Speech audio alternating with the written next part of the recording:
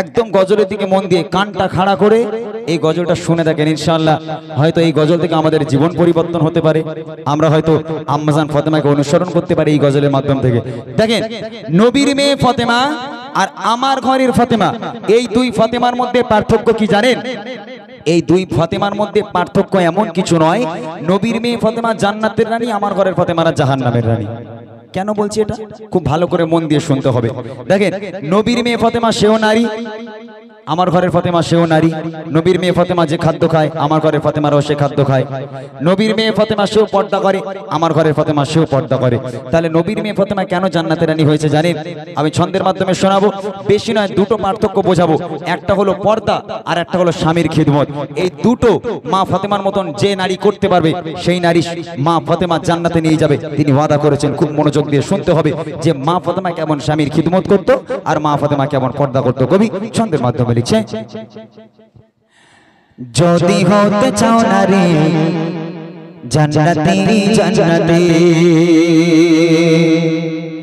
আম্মা ফাতেমার মতো হও নিজে তৈয়ারি। যদি হতে চাও নারী জান্নাতি জান্নাতি, আম্মা ফাতেমার মতো হও নিজে তৈয়ারি। যদি হতে চাও নারী জান্নাতি জান্নাতি, আম্মা ফাতেমার মতো হও নিজে তৈয়ারি। কেমন নারী তিনি, কেমন নারী তিনি, ছিলেন কেমন সংসারী। যদি হতে চাও নারী জান্নাতি জান্নাতি, আম্মা ফাতেমার মতো হও নিজে তৈয়ারি। কেমন নারী তিনি, কেমন নারী তিনি, ছিলেন কেমন সংসারী। যদি হতে চাও নারী জান্নাতি জান্নাতি, আম্মা ফাতেমার মতো হও নিজে তৈয়ারি। প্রথম নাম্বার হলো বোরখা, প্রথম নাম্বার হলো পর্দা। মা ফাতেমা কেমন পর্দা করতো, আমার ঘরের ফাতেমারা কেমন পর্দা করে। কবি ছন্দের মাধ্যমে লিখছে, দেখেন, নবীর বেটি বলে তেরে জান্নাতের রানী নয়, নবীর বেটি বলে তেরে জান্নাতের রানী নয়। এই মর্তবা পেলো ঈমান, এই মর্তবা পেলো ঈমান, আমলের দ্বারা।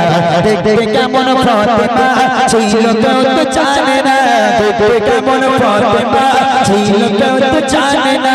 জীবন কাটে তাবলি দেবা, জীবন কাটে তাবলি দেবা, তাহার এক পোশাক পরে। যদি হতে চাও নারী জান্নাতি জান্নাতি, আম্মা ফাতেমার মতো হও নিজে তৈয়ারি। কেমন নারী তিনি, কেমন নারী তিনি, ছিলেন কেমন সংসারী। যদি হতে চাও নারী জান্নাতি জান্নাতি, আম্মা ফাতেমার মতো হও নিজে তৈয়ারি। একটা মাত্র বোরকা ছিল নবীর মেয়ে ফাতেমার, একটা বোরখা, একটা বোরখা তাও ফ্রেশ নয়, চতুর্দিকে তাবলি মারা ছেঁড়া বোরখা, ফাটা বোরখা। এই ছেঁড়া ফাটা বোরখা পরে নবীর মেয়ে ফাতেমা সারাটা জীবন কাটিয়ে দিল। তথাপিও আম্মাজান ফাতেমা তিনি কেমন দেখতে ছিল, তিনি লম্বা ছিলেন নাকি তিনি বেটে ছিলেন, তিনি ফর্সা নাকি তিনি কালো, তার স্বামী আর সন্তান, এই দুই পুরুষ ছাড়া পৃথিবীর আর কোনো পরপুরুষ আম্মাজান ফাতেমাকে কখনো চোখে দেখেনি। তাহলে সেই ফাতেমা কেন জান্নাতের রানী হবে না? আমার ঘরের মেয়েদের যদি বোরকা পরার কথা বলা হয়, তখন আমার ঘরের মেয়েদের নাকি বোরকা পরলে অ্যালার্জি হয়, চুলকানি হয়। ওরে আল্লাহ, আমার ঘরের মেয়েরা বোরকা পরলেই চুলকুনি হয়।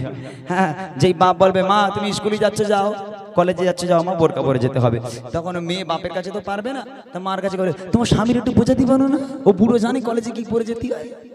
আহা, রাগ করবেন না, রাগ করবেন না। আম্মাজান ফাতেমা একটা বোরখা পরে সারা জীবন কাটিয়ে দিল, কোন পরপুরুষ মা ফাতেমার চেহারা দেখতে পেল না।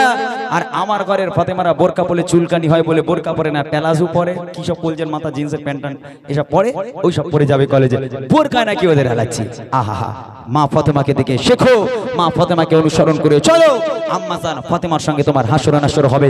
আর তুমি যদি টিভি টেলিভিশনের নায়িকাদের অনুসরণ করো, মনে রেখে দিও তারা তো জান্নাতের গন্ধ পর্যন্ত পাবে না, তার সঙ্গে তোমাকেও শামিল করে নেওয়া হবে। তাই জীবন থাকতে আজকে তোমার যা জান থাকতে আম্মাজান ফাতেমাকে অনুসরণ করো, আম্মাজান ফাতেমার মতো পর্দা করে দেখো, দুনিয়া আখিরাত তোমার জন্য ভালাই হয়ে যাবে। তাই কবি লিখছে দেখেন, নবীর বেটি বলতে রে চাচা তেরি রানী না, নবীর বেটি বলতে রে চাচা তেরি রানী না, এই মর্তবা পেলো ঈমান, এই মর্তবা পেলো ঈমান, আমলের দ্বারা দেখতে কেমন ফাতেমা ছিল কেউ তো জানে না, দেখতে কেমন ফাতেমা ছিল কেউ তো জানে না, জীবন কাটে তাবলি দেবা, জীবন কাটে তাবলি দেবা, তাহার এক বসাস করে যদি হতে চাও না রে জান্নাতে জান্নাতে, আম্মা ফাতেমার মতো হও নিজেও তৈয়ারে, যদি হতে চাও না রে জান্নাতে জান্নাতে, আম্মা ফাতেমার মতো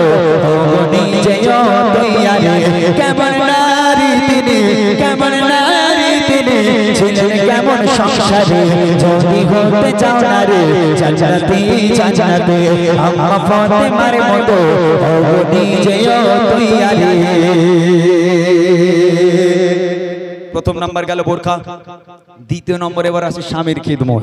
হ্যাঁ, আমার দাদা বলছিল স্বামীর খিদমত নাকি এখানে মায়েরা খুব ভালো করে, তবে মায়েরা রাগ করবেন না, মা ফাতেমা কেমন স্বামীর খিদমত করতো আর আল্লাহ রাসূল ফাতেমাকে স্বামীর খিদমত করার জন্য কেমন শিক্ষা দিয়ে গেছে আপনাদের মাঝে তুলে ধরছি। দেখেন, এরপরও যদি আপনাদের মনে হয় স্বামীকে অবহেলা করবেন, স্বামীকে অবমাননা করবেন, অপমান করবেন, আপনাদের ব্যক্তিগত ব্যাপার, তবে মা ফাতেমা কেমন স্বামীকে খিদমত করতো কবি বলছে, পিতার কথায় স্বামীর সেবা করতো তিনি আবিরা, পিতার কথায় স্বামীর সেবা করতো তিনি আবিরা, কখনো করে কিছু, কখনো করে কিছু, তার স্বামীর অপমান গরিব ছিল তার স্বামী, তো তার কাছে দামে, গরিব ছিল তার স্বামী, তো তার কাছে দামে, না খেয়ে তিনি রাত কেটে যায়, না খেয়ে তিনি রাত কেটে যায়, স্বামীর সেবা করে যদি হতে চাও না রে জান্নাতে জান্নাতে, আম্মা ফাতেমার মতো হও নিজেও তৈয়ারে, কেমন নারী তিনি, কেমন নারী তিনি, ছিলেন কেমন সংসারে, যদি হতে চাও না রে জান্নাতে জান্নাতে, আম্মা ফাতেমার মতো হও নিজেও তৈয়ারে। হযরত আলী ছিলেন এত গরিব মানুষ, একবেলা ফাতেমাকে খাবার দেওয়ার ক্ষমতা নেই, একটা বোরকা কিনে দেওয়ার ক্ষমতা নেই, দ্বিতীয় নম্বর বোরকা কেনার ক্ষমতা নেই, শাড়ি কেনার ক্ষমতা নেই, মা ফাতেমা 3 দিন হয়ে গেছে পেটে ভাত নেই, পেটে পাথর বাঁধা, হযরত আলীর কাজকর্ম নেই, তিনি অসহায় হয়ে বসে থাকে, ইনকাম করতে পারে না, কিন্তু নবীর মেয়ে ফাতেমা একটা দিনের জন্য স্বামীর কাছে গিয়ে চোখে চোখ রেখে বলেনি যে আপনি আমার স্বামী হবার যোগ্য না, কেন আপনি জান্নাতের রানী ফাতেমাকে বিয়ে করেছেন, আপনি নবীর মেয়ে ফাতেমাকে বিয়ে করেছেন, নবীর মেয়ে ফাতেমাকে খাওয়া দিতে পারেন না, তার একটা শাড়ি কিনে দেওয়ার ক্ষমতা নেই, কেমন স্বামী, কিসের স্বামী আপনি? মা ফাতেমা কোনো দিনের জন্য এই কথা বলেনি, পেটে ভাত নেই, পরনে একটা কাপড় ছেঁড়া কাপড়, তারপরেও মা ফাতেমা স্বামীর কাছে গিয়ে মাথা হ্যাট করে, মাথাটাকে নত করে স্বামীর শুকরিয়া আদায় করেছে, আমার স্বামী আমাকে যেভাবে রেখেছে আমি ফাতেমা খুশি। আমার ঘরের মেয়েরা, স্বামী যদি একদিন কাজবাজ না করে, এটা কাজবাজ নেই, বউ বলে দেখো ওলা বছর হয়েছে তাকে ইনকাম করে তোমার বাপ আনবে, হ্যাঁ 2 দিন হয়ে গেল, আজকের 1 মাস হয়ে গেল, একটা শাড়ি কিনে দাও না, একটা বাপি দাও, একটা শাড়ি দাও না, হ্যাঁ কাজকর্ম নেই তোমার, তোমার ঘাড়ে কি মাছ পড়েছে? আহা, রাগ করবেন না আমার মায়েরা, অনেক মায়েরা আছে যারা স্বামীকে এরকম বলে, অনেক গালাগালি করে, শেষ পর্যন্ত সেই স্বামীর উপর রাগ করে এমন কথা বলতে বলতে রাগান্বিত হয়ে গালাগালি করতে করতে শেষ পর্যন্ত বলে যে আমার বাপ মা তোমার কি দেখে বিয়ে দিয়েছিল আমি জানি না, দূর হয়ে যাও, আজ থেকে তুমি আমার বউ বলে ডাকবে না, আজ থেকে তোমার আমি স্বামী বলে মানবো না, তোমাকে তালাক তালাক তালাক অনেক বলে ফেলে মুখের কথা, কিন্তু তালাকের বিধানটাই তারা জানে না যে তালাক বললে কি হবে, স্বামীকে গালাগাল করলে কি হবে। আল্লাহ রাসূল বলতো ফাতেমা আমি তোমার আব্বা বলি, আল্লাহর পর যদি কাউকে সিজদা করার হুকুম দিতাম আমি প্রত্যেক নারীকে বলতাম হে নারী তোমরা তোমার স্বামীর পায়ে সিজদা করো, স্বামীর পায়ে লুটিয়ে পড়ো, খবরদার ফাতেমা স্বামীকে যেন ব্যথা দিও না, যদি তোমার কথায় তোমার স্বামী ব্যথা পায় মনে রাখো তোমার দুনিয়া আখিরাত সব শেষ হয়ে যাবে, তোমার জন্য কঠিন জাহান্নাম অপেক্ষা করছে, স্বামীকে কষ্ট দিও না। তাই কবি লিখছে দেখেন, পিতার কথায় স্বামীর সেবা করত তিনি আবিরা, পিতার কথায় স্বামীর সেবা করত তিনি আবিরা, কখনো কখনো করে কিছু কখনো করে কিছু তার স্বামীর অপমান গরিব ছিল তার স্বামী তবু তার কাছে দামে গরিব ছিল তার স্বামী তবু তার কাছে দামে না খেয়ে দিন রাত কেটে যায় না খেয়ে দিন রাত কেটে যায় স্বামীর সেবা করে যদি হতে চাও না রে জান্নাতে জান্নাতে আম্মা ফাতেমার মতো হও নিজে তৈয়ারে কেমন নারী তিনি কেমন নারী তিনি ছিলেন কেমন সংসারে যদি হতে চাও না রে জান্নাতে জান্নাতে আম্মা ফাতেমার মতো হও নিজে তৈয়ারে যদি হতে চাও না রে জান্নাতে জান্নাতে আম্মা ফাতেমার মতো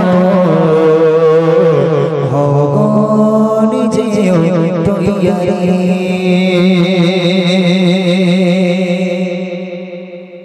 যাক মাশাআল্লাহ শুনলেন। হ্যাঁ আর 15-20 মিনিট মতো একটুখানি বসুন।